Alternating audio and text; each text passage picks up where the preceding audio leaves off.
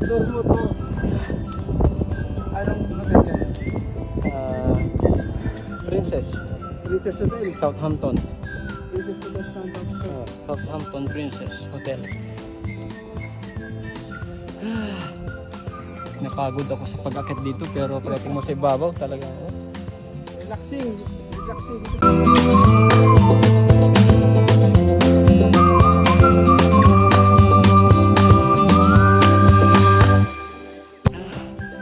Ang ganda ng view.